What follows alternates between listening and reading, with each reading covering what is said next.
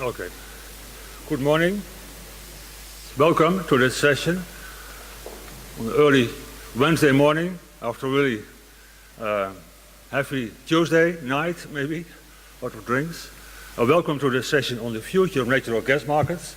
I will first briefly introduce the topic and then I will introduce the speakers. So why this topic?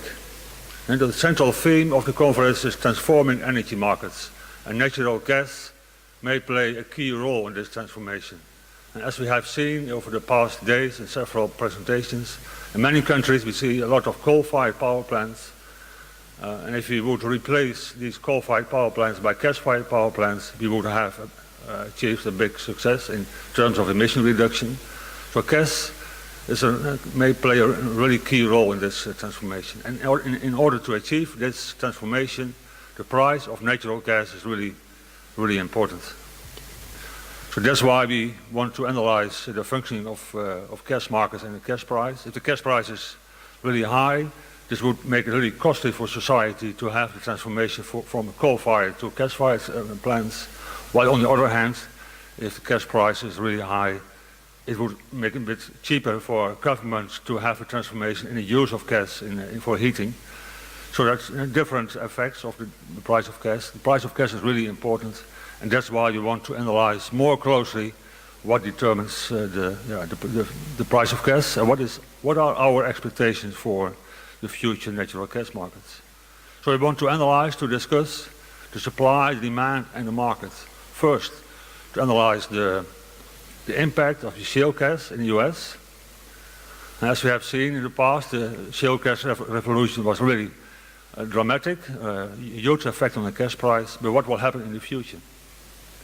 And for Europe, the gas infrastructure and maybe constraints within this infrastructure has been really important for the competition. So we also want to analyze how infrastructure constraints within Europe may affect market power and gas prices and availability of gas to Europe. And finally, in China, as we also have seen in the first plenary session, a lot of things are happening in the energy transition, a lot of investments in renewable energy. So what we also want to analyze is the interaction between renewable energy investments and the demand for gas. So this is really briefly and why we have chosen this theme and the topics we want to analyze. And at the end, and the central question is, what do we expect about the future price of gas and how would this affect the energy transition? In order to kick off the discussion, we are having three excellent speakers. All have published on these topics. First, Huntington will give his presentation on the US gas market and the prospects for shale gas and impact on the US gas markets.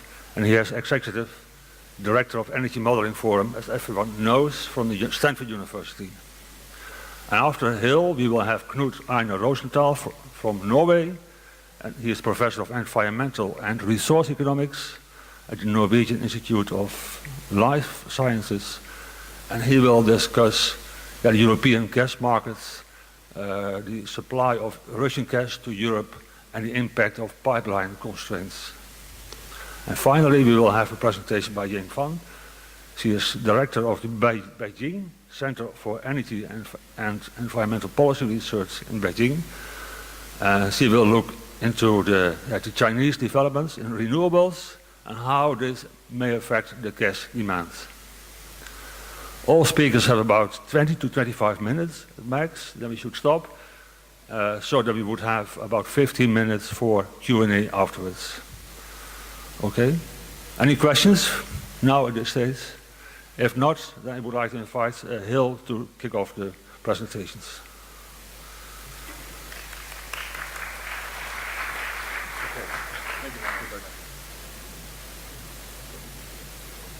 Thank you, Machiel. And by the way, thank you very much for the invitation to be here. I'm really pleased to be here at the IAEE. I've always found the people I've met and talking with have been really great, and it's a pleasure. I'm particularly pleased by the number of young scholars that are here.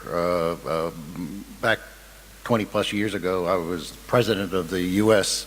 AEE, and we actually, my board at that time, spent a lot of time trying to figure out the financial way to bring in more people to attend these meetings, particularly students, and that's I can see that theme has really caught on big time. So it's really great to be here. I'm also very excited about being here to talk about on natural gas. I've worked on a lot of different topics over the years, and but when I was a young, what I call a young pup, I mean a young economist, first job out of the government, out of graduate school, I worked with in the Federal Energy Administration. At that time, it was the precursor to the Department of Energy, and one of the things I ended up doing was being the point person on natural gas. At that time, natural gas was regulated and so forth. So I have kind of a long-term interest in this topic, and as you see, we've also done a lot of studies on this. And so what I'm going to try to do in this effort is to collect the information. And by the way, things I say here, I've actually drawn from a lot of different people, but the people who have participated in our studies, I would, by the way, say that they are not responsible for what I'm about to say. So hopefully that will cover me well enough. Okay, so, I guess the theme here is that the gas markets are likely to be, we've seen a lot of transformation in the market. I think most people that I talk with are expecting this to continue at least for another decade, maybe on 2 decades and so forth. At some point, I think there's going to be other competition coming in, but that's the general expectation, and I kind of want to explain that theme a little bit. So keep that in mind as I talk through this. Okay, so is the shale gas revolution a game changer? That's the question that was posed to a lot of the groups that we organized, and we quickly realized that a game changer is really in the eyes of the beholder. It depends on what you're talking about. Different views on this. Some people were talking about transforming the energy sector, which is what I'm going to focus a lot of my attention on today, and what it does to other fuels and the prices in the market. But people are also talking about other types of things, like we were also saying, with cheaper natural gas, maybe it'll be a big boost to the U.S. economy, a rebirth of the industrial sector and so forth. People also were concerned about maybe we're endangering safety and having water that was contaminated just flowing elsewhere, or being able to burn natural gas as it comes out of your faucet. And you know the kinds of stories I'm talking about here, I think. And in that question, I will also address quickly the earthquake issue. To many people in our group, they were really asking the question: is it a savior on the climate issue? Will it come in and reduce the need for aggressive natural gas climate change action? So the whole issue about will it protect us against greenhouse gases? And in that discussion, we'll talk a bit about methane as well. And then finally, there's the whole issue of shifting geopolitical power balances, and the notion of Megan O'Sullivan has done quite a bit of work about how this might actually make the U.S. a stronger player due to this gigantic resource discovery. So with that as a background, I guess I haven't been doing, okay, there, I have to keep doing that. I keep forgetting to move along. Here's kind of the economist story of natural gas chaos over the last 6 decades, I guess it will. And it's probably hard to read there, but on the horizontal axis, on the vertical axis is the Economist price index series, and then on the horizontal axis is natural gas production. And you don't see a lot of movement for the first X number of years. There's actually, as we, does this actually have a pointer? Is this black thing a pointer or not? No, okay. So we don't have a pointer, but as you move out to where the line, you have a strong horizontal line, and then all of a sudden things start to move up. Well, just before then, prices are actually increasing there. You can't tell it by the score. And the reason they're increasing is that, oh, okay, great, okay, oh, fantastic, okay. Wrong way? I'm talking about this level here. Prices are actually increasing here, and some people were saying, oh, it was monopolistic power, but actually it was expanding pipelines going on in this industry. And from an economist's point of view, you all probably say, well, wow, if these relatively stable supply curves and you're shifting out the demand curve, you can kind of get an estimate of supply, putting forth a whole bunch of other assumptions you'd have to put in there. But then in '73, you had this chaos going on here, and actually here, the interesting thing, you had a segmentation of the market going on where interstate markets were regulated, but the intrastate markets were not. And then, but a lot of movement going on here. And then 2008, you start this movement downward, and it almost looks like you've got an expanding supply curve going along with not big movements in the demand. But this is really chaos. I mean, if you're an econometrician trying to measure this stuff, you're scratching your head. But that's what's going on in the background. And the next issue here is, yeah, this is a slide that Fauzi Olulu at Energy Information Administration uses. And what's nice about this, and that thing, we're still on, good, okay. But what's nice about this is that it shows very clearly on the vertical axis on the left the amount of volumes coming from not only non-shale, which is the production, which is actually the top end, but it shows the shale production from major regions coming from major shale from the different regions that are available. And then on the right-hand horizontal, right-hand vertical axis, you see the percentage of the gas. And so, and that's, well, it doesn't seem, anyway, that's the dark black line. So you're moving from almost no shale onward to upward over 60% or more of the gas production. By the way, I've been changing units slightly on you here.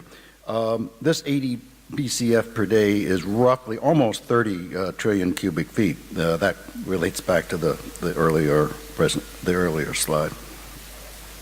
So Fauzi's Lulu's colleagues at the Energy Information Administration have been worried about this issue for a long time now, and what I want to do is just kind of show some of their projections, because I think this will give you kind of a feeling for where people are thinking about this. In the and again, vertical axis is the price of the Henry Hub price, and then on the horizontal axis is the amount of dry production. This is total production now for natural gas, and this is their projection from 2010, and what it does is it shows at the far, you begin on the left side of it, that's the very first year, and then it extends to the last year, and this is what they're expecting: higher production over time with higher prices at those levels.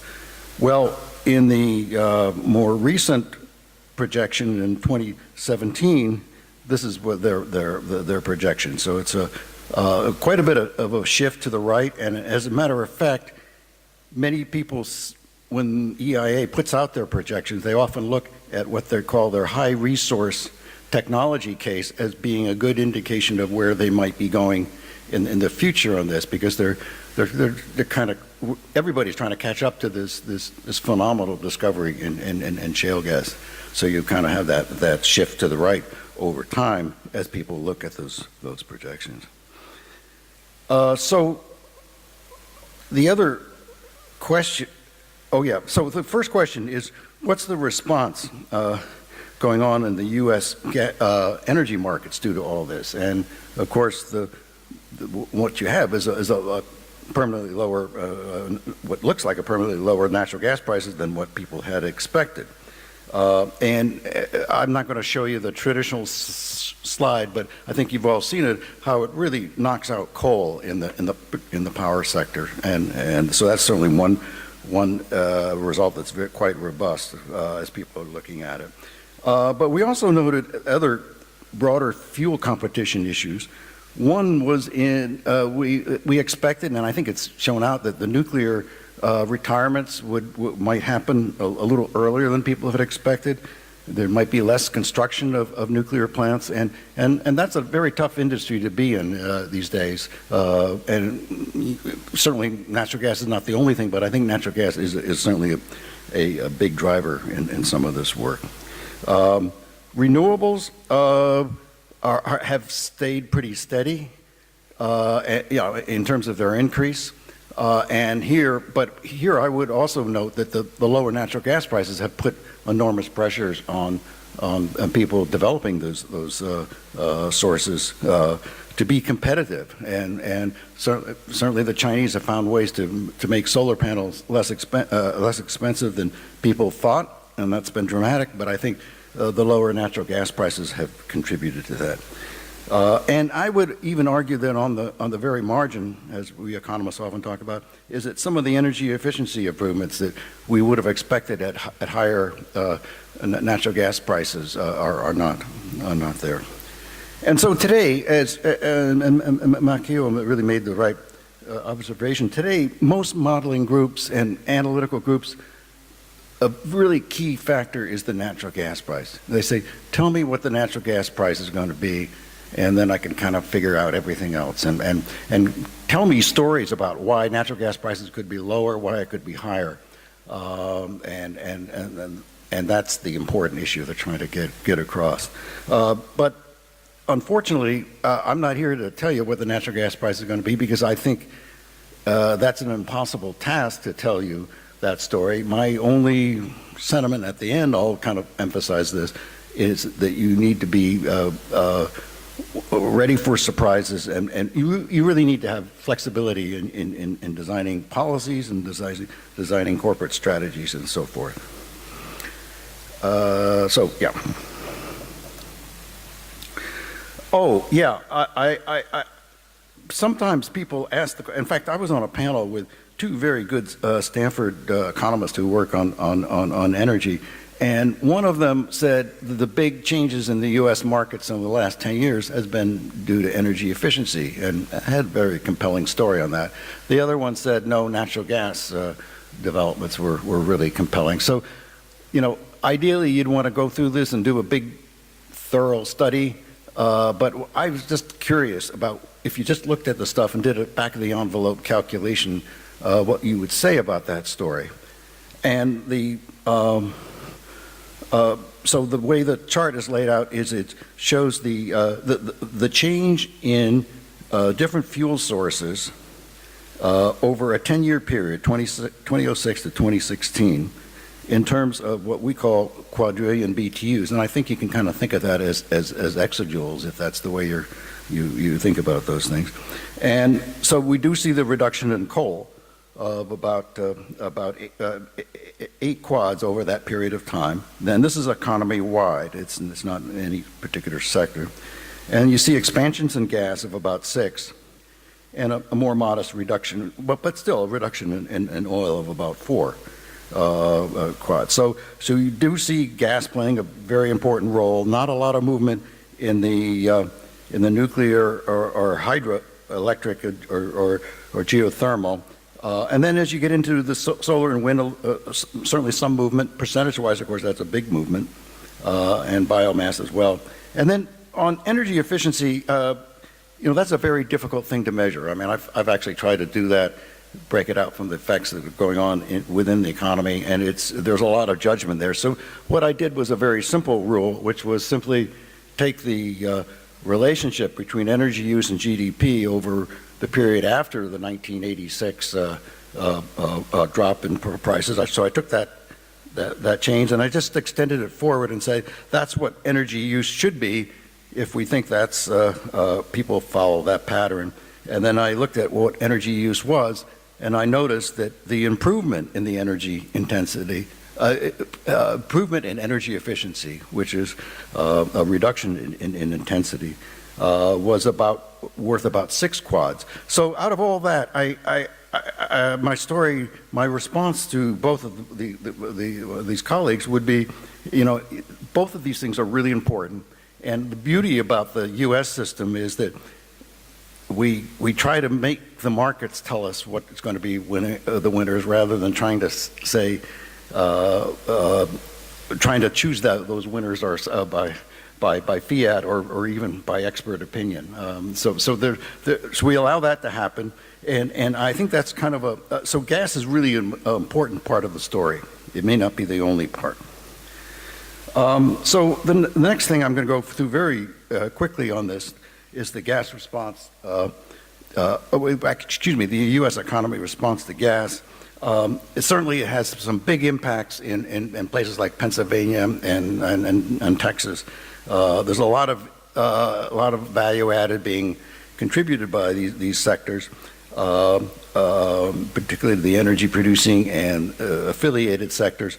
But if you aggregate it up, it's a pretty large number. In some of the modeling exercises we saw people coming up with, on an annual basis, maybe $70 million when you annualize it. But relative to the overall economy, it was pretty small. It was in like a 0.2% or something like that. So it's not a big story. And one of the reasons, of course, is natural gas. While it's very critical to all our sectors and all our business and transactions, it's about 1% of the total economy. And to give you a little more of a picture on this is I went through a few sectors to just try to see what the story might be. And the first sector here is the production, total output in the oil and gas extraction industry. And certainly there is some movement going on since in the 2006, 2007 is sort of kind of the magic period where people kind of think the shale started to come online. But really the big movement came later when the shale developments went into tight oil movements, and that's where you really see a lot of the movement. When you then look at, I think the next one is, the chemical industry, certainly there is some movement. Now, why the chemical industry? Well, the chemical industry in North America is very natural gas based in the products they produce, whereas in Europe and other places they're more naphtha and oil based. So when gas prices fall relative to oil prices, there tends to be some stimulus going on there. But there is some movement, but you have to say it's certainly a little bit of movement there, but not dramatic, and it certainly hasn't been extended more recently. And finally, that's total production of all industry, and you could probably piece out a small effect of all this, but I don't think it's dramatic or overwhelming. Now, when we look at the U.S. carbon emissions, one of the big unknowns, as people say, it will be what will happen with our policies towards coal and nuclear. Will the people in Washington be successful in creating incentives for keeping nuclear and coal in play? My feeling is they probably will not be successful in doing that. It would take a fairly big movement, I think, to do that, although I think they will continue to try to do this. So this is going to be ongoing look at this. But if you think that the policies will not be overall successful in allowing coal and nuclear back into the picture, what happens after the coal becomes a more minor fuel over the next decade or two? And there again, as I say, it's unlikely to be, and that was the conclusion, it's unlikely to be a climate change savior. It's unlikely, if you're worried about the climate, particularly the carbon dioxide emissions, if you're worried about that, it's unlikely on its own to be a savior. And that's because it displaces nuclear and it makes it harder for renewables to sell. Not impossible. Renewables will continue to grow, but they maybe not as rapidly. And that's one, and of course they're less carbon intensive. And then you also have the fact that you have lower prices and perhaps even a little more economic growth that could stimulate fuel use. So all those factors make it not a climate savior, but it certainly contributes it, and it certainly lowers the cost of putting in some features that are natural gas based that might reduce the cost of achieving climate carbon emissions. And then what does that look like for the USA? We have in fact reduced our carbon intensity trends. This is the carbon over GDP, and it has continued to shift downward over time, and that's probably what people are, and that is what people are expecting to have happen. And this is the numbers for Europe. So you see that while U.S. does not have a coordinated climate policy in place, we do have regional measures. We're getting still some substantial reductions in carbon intensity due to things like the shale development. And it seems to be kind of running more or less online with what the EU is doing. And of course the EU does have a climate policy. But so that perhaps says in the near term that it has been pretty effective as opposed to the long-term issues I talked about before. Okay, that's carbon. I probably should be wrapping up soon, so let me just say a few more things. The methane impacts are really important, but the methane tends to be concentrated in a few large facilities, and a few facilities, not large. So what that means is a small fraction of the methane leakages are really found in facilities that are leaking lots of facilities. Now this is important because we do now have the technology to come along and measure and find out where these people are. I've come out to Silicon Valley. There's all kinds of big data oriented technologies where you can kind of and mapping, and you can actually see. You can drive around in a car and actually pick up where emissions are, or through a field. So you can there really are the ways to define this. And so what this to me says that is that if we have evidence-based science, rule-making, and enforcement, we can make a crack at this issue and reduce the methane impact. But even with current methane impacts, leakages of anywhere from 1.5% to 3%, which is sort of the estimates people are coming up with now, you still find that natural gas will be favorable for climate goals because the reduction in CO2 is greater than the impact caused by higher methane. That's kind of the general feeling. Now, if further study goes and finds out that the leakage rates are higher than this, then of course we have to change our assessment. In terms of water and earthquake safety, yes, it does endanger. There's the prospect of it endangering the groundwater can be a very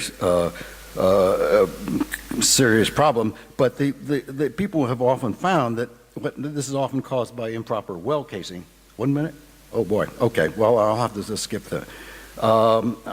And then the response of the world. So that's the story on. Oh, I do want to say something about earthquakes because I know that's a big issue. I should say that. In Oklahoma, there is that issue, but again, that tends to be wastewater disposal issues. When you take the water, you put it back in the ground, that's where you get the problem. It's not so much in breaking up the rocks. Now, that may be a different story. The geologist friends I had tell me that rocks are different everywhere, so don't try to generalize that, but that's the story.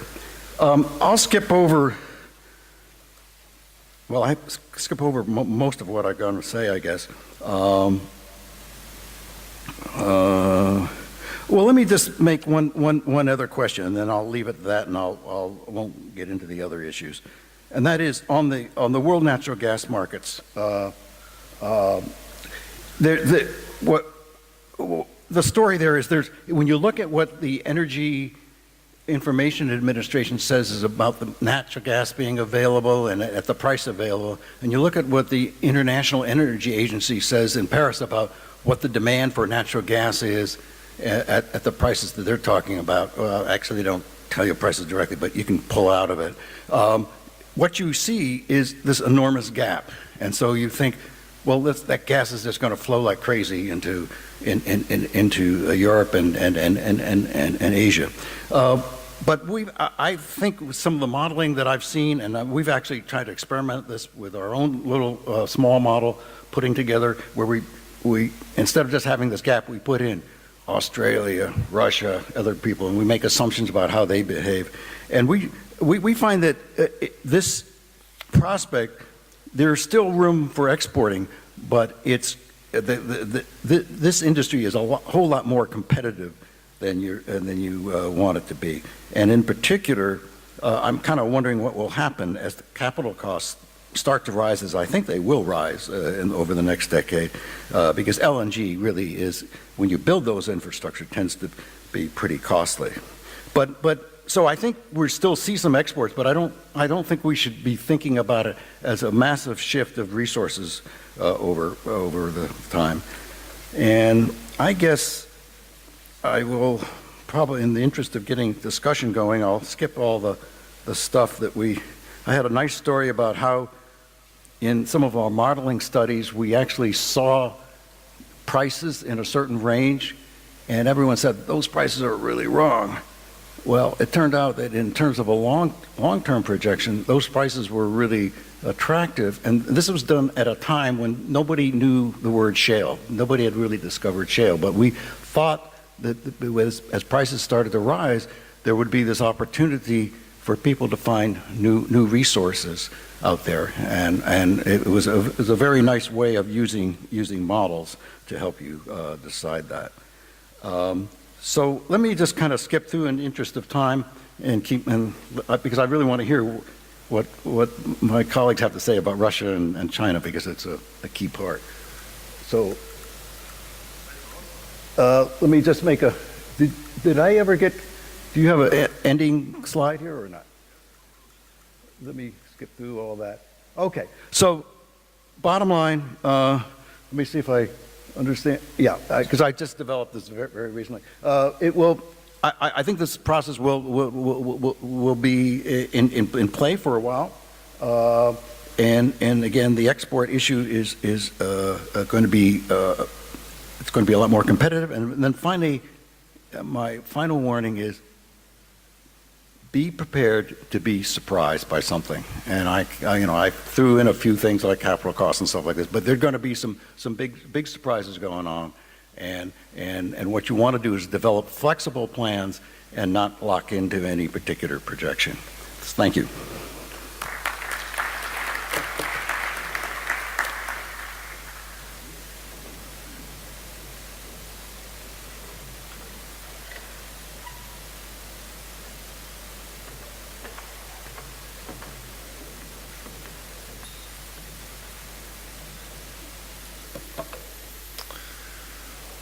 Okay, I guess here it is. So thank you very much for the invitation.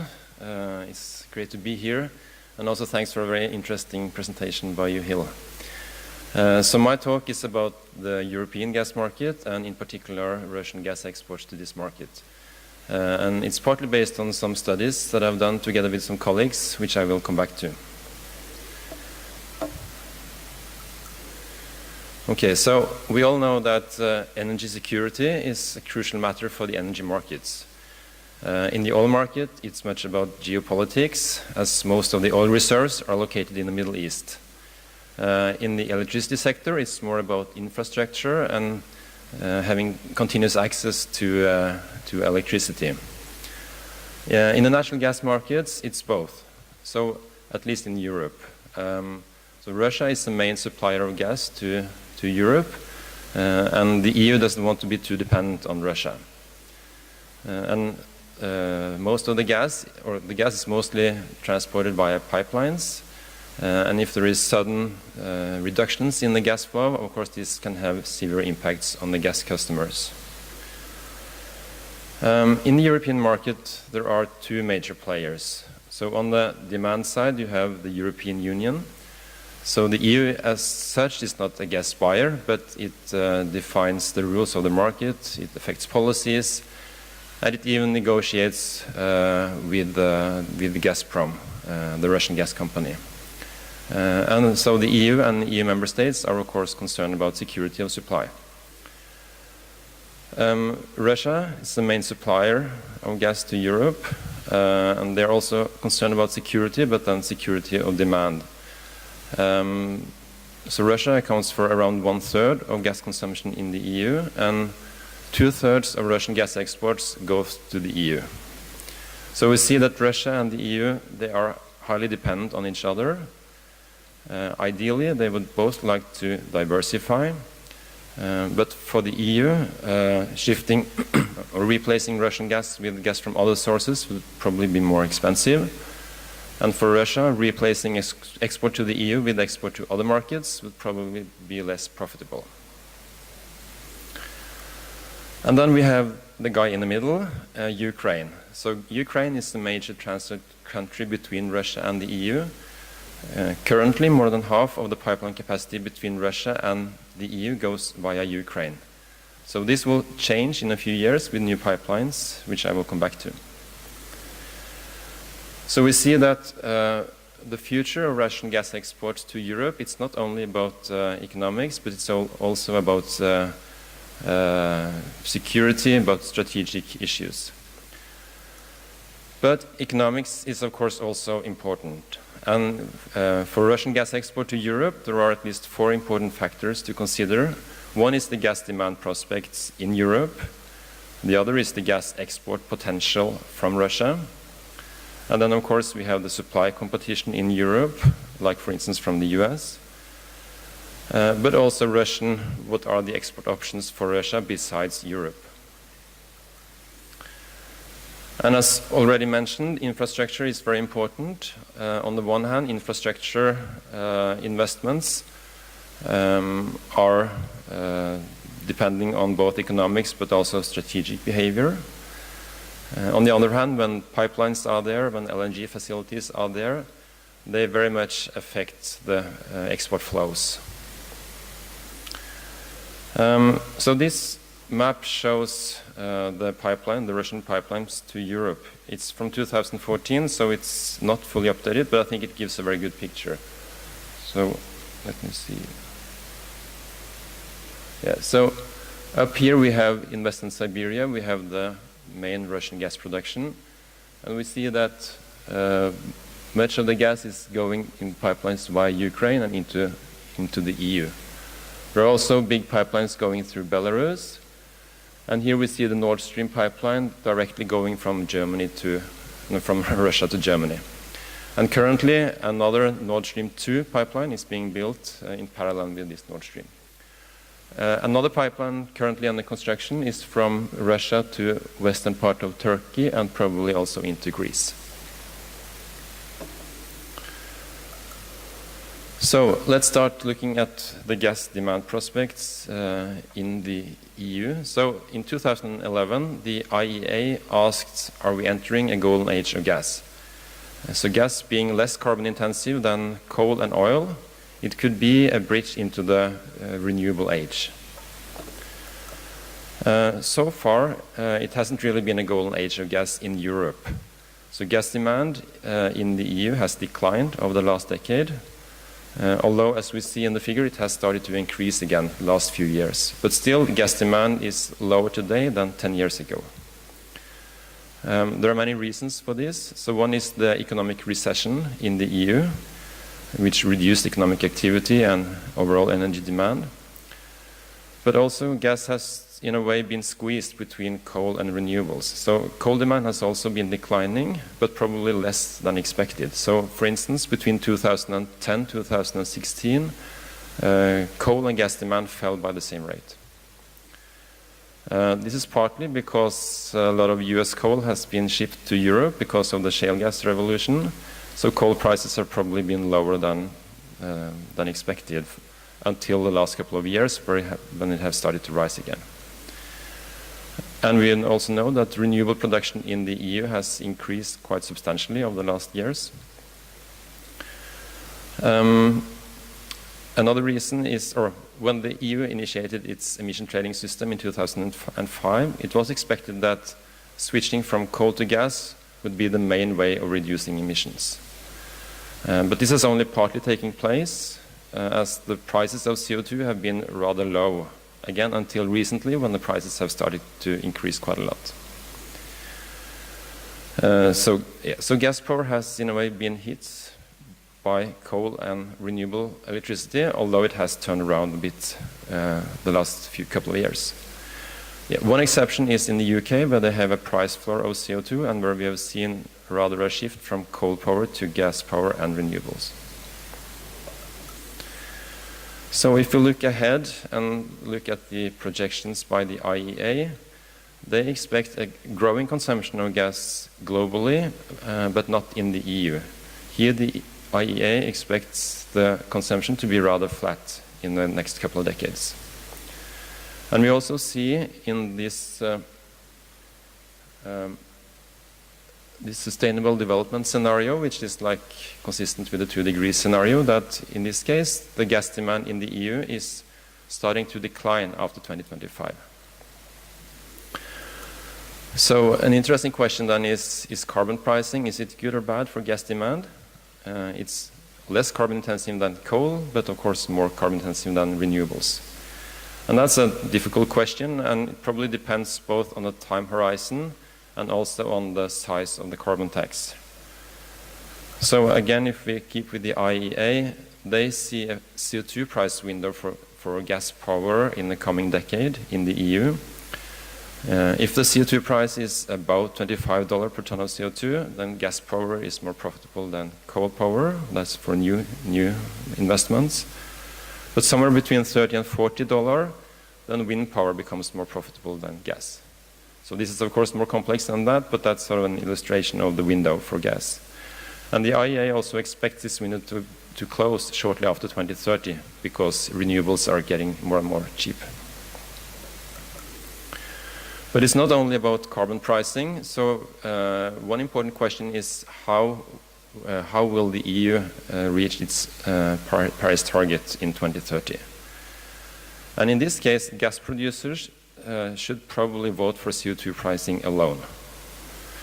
Because if you supplement emission trading with other measures like supporting renewables or stimulating energy efficiency, that would probably hurt gas the most. In a paper from 2010, we showed that when you have an emission trading system and then you add on subsidies to renewables, then that will hurt gas but benefit coal. And the explanation for this is that you get lower CO2 prices, which is most beneficial for coal. So this is not an argument against such supplemental measures, but I think it's important to understand that they have a negative effect on natural gas demand. Now, if you look at the gas export potential from Russia, as I said, Russia is the main supplier to Europe, and if you look at imports into the EU, they account for more than 40% right now, and we see that it has been increasing over the last years. And Russia is, of course, a big gas producer and consumer and has large reserves. And of course, they have the potential to increase their export to the EU quite significantly if they want to. But then, of course, they have to consider that they have to turn to more expensive resources as their huge fields, or some of them at least, are about to be depleted. They have to take into account that more export will probably lead to lower prices. And also, if they export more to Europe, then they will have less resources left for the future and for other destinations. The Russian gas sector is highly regulated in different ways. So they have this big company, Gazprom, which, for instance, has exclusive rights to export gas via pipelines. Gas prices in Russia have historically been very low. And one interesting question is what would happen if they started to increase these prices. So the Russian government has proposed this for many years, but so far only partly been realized. In a paper in Energy Journal 3 years ago, we looked into these questions, and we used a model for the European energy market, and also including the Russian energy market. It's called Livmod, and I will come back to this in a moment.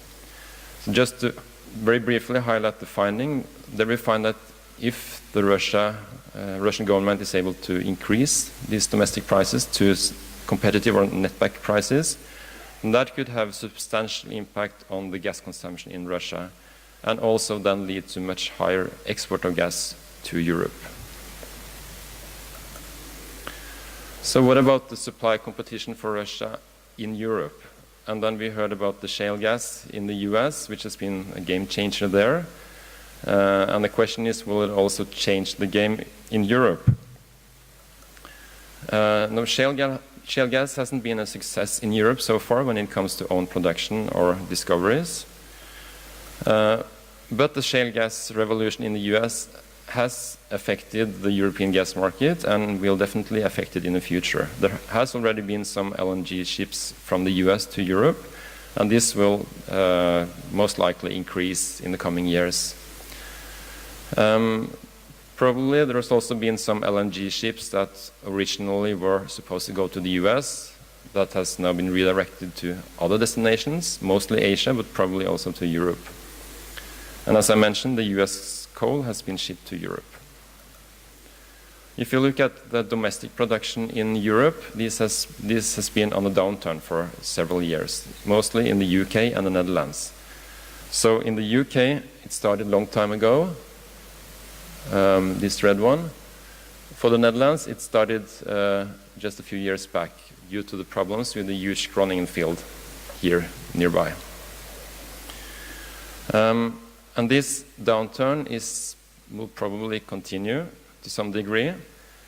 And this means that we will probably see even more imports into the EU in the coming years, even though demand is expected to be quite flat. This is according to the IEA. So we will probably see more imports of LNG and probably also some pipelines import.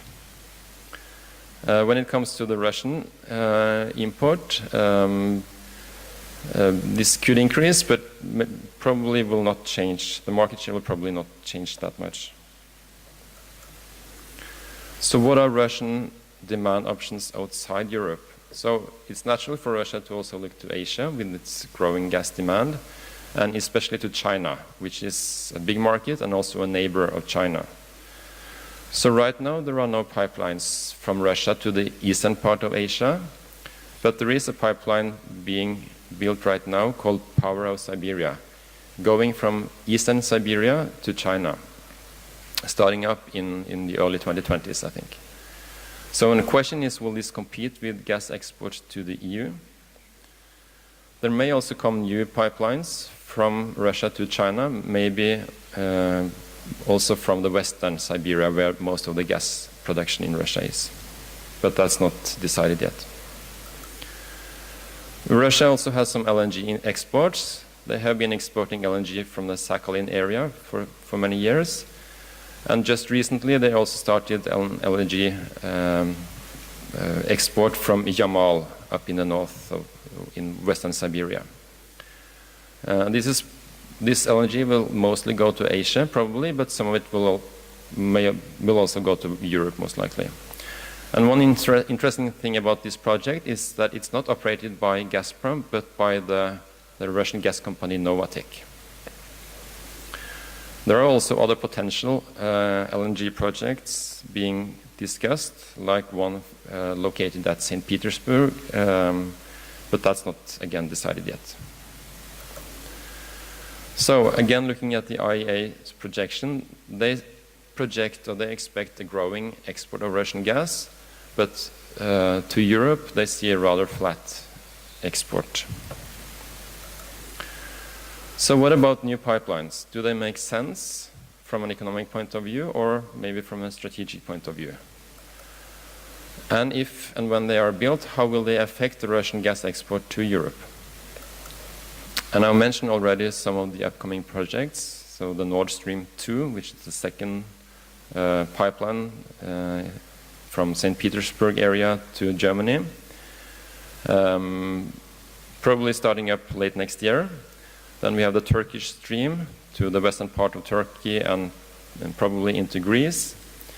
The first one soon finished, the second one may be starting up late next year. And then Power of Siberia, as I mentioned. So in a recent paper, we have looked into what may be the effects of these new pipelines. And again, we used this model called Liebmode and simulated the model for the year 2030. So this is like a long-run simulation. Very briefly about the model, it has a detailed representation of supply, demand, and also bilateral trade of different energy goods in all EU countries and also 3 regions of Russia. And the model also decides the investment in pipeline capacity between the EU countries and also imports of LNG. So it assumes competitive behavior in the energy markets in the EU, but it incorporates a markup on export of Russian gas. So when we calibrate the model for the year 2030, for the reference scenario, we again build on the IEA, but we assume that the new pipelines are not built because we want to see what happens when these pipelines, or what are the effects of these pipelines. So in the reference scenario, there are small changes in the EU gas consumption. Russian gas consumption increases somewhat. Export from Russia to EU is not changed that much. Now, if we then build Nord Stream 2 or implement that into the model, we see only a modest increase in Russian gas export to the EU, around 10 to 15 BCM. And the capacity is 55. But we also see in the model a big redirection of the Russian gas export, so much more directed to Germany and much less via Ukraine. But still, the impacts in the European gas market are rather small. And from a pure economic point of view, according to these simulations, the pipeline is not profitable. The Turkish stream, again, this, according to our simulations, does not have any impact on the European gas market, as it's not profitable to use the pipeline to Greece, only the one to Turkey, even if the pipeline to Greece is there. So again, according to the simulations, this is also not profitable. Power of Siberia, again, very modest impacts on the European gas market. One reason for this is that this pipeline goes from eastern Siberia, whereas the gas going to the EU mostly comes from western Siberia. So again, the impacts on the European gas market are small. So how robust are these results? That's of course a valid question to ask. And also, what about strategic issues? So we also looked into what would happen if the Russian gas prices were increased. Maybe not fully increased to, say, netback pricing, but somewhere in between. Then that would reduce Russian gas consumption. There will be more gas available for export. So in this case, the gas export in the reference scenario increases, and then we see also that adding the Nord Stream 2 pipeline gives a much more increase in the gas export to the EU. So in this case, Nord Stream 2 has a much bigger impact on the gas market in the EU. And the same for the Turkish stream. Now also the pipeline into Greece is being fully utilized in this case.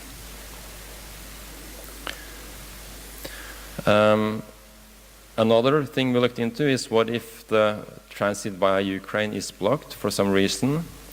Then, if we don't have the new pipelines, then the export of Russian gas to the EU is very much decreased.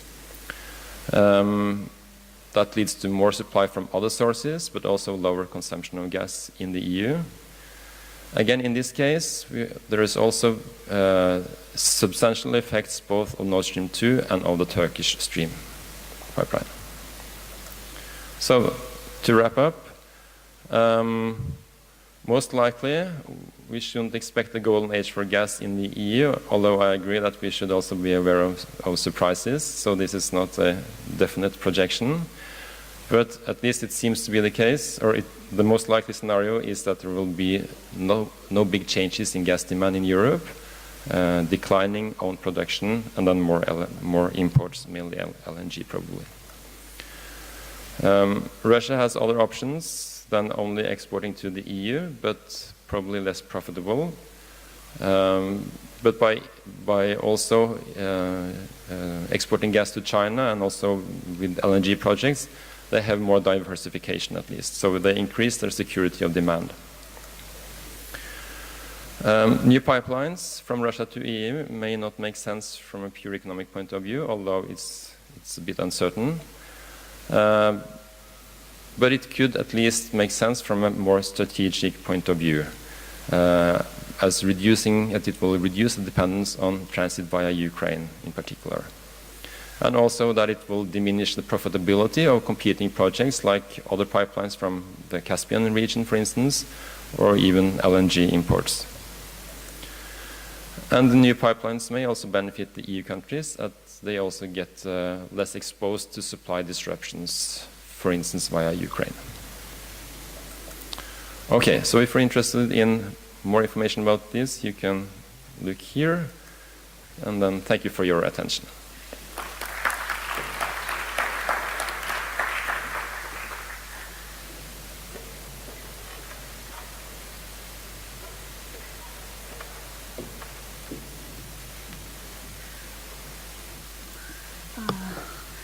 Good morning, ladies and gentlemen. It's my great honor to present here. Thank you for inviting me. And my name is Ying Fan from Beihang University in China. Actually, we have a Center for Energy and Environmental Policy Research, which is a joint center by Chinese Academy of Sciences, Beihang University, and the CNPC, which is the largest oil company in China. So today I'm going to talk about the future of China's natural gas market with increasing shares of renewables. Okay, I'm going to talk about the background in the demand, the supply, and the gap. And first is the background of natural gas in China. Actually, you see, compared to the world level and other countries like UK, Japan, and US, the natural gas share in energy mix in China is still quite low.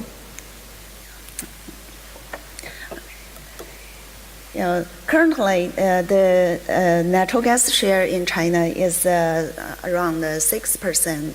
It's increased a lot compared to 5 years ago. It's 4%, and now natural gas is playing an increasing important role in China's energy mix. So we planned to reach 10% of the total energy consumption by 2020. This is still under argument. Because of the resources, prices, and the climate issue. So I'll talk about this later.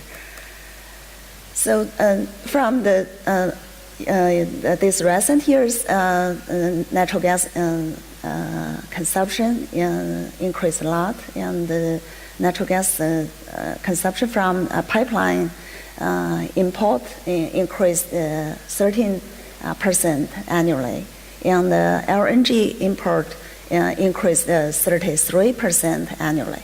So it's increased very quickly. And then another background is the renewable energy. Actually, renewable energy has had a very quick development in China.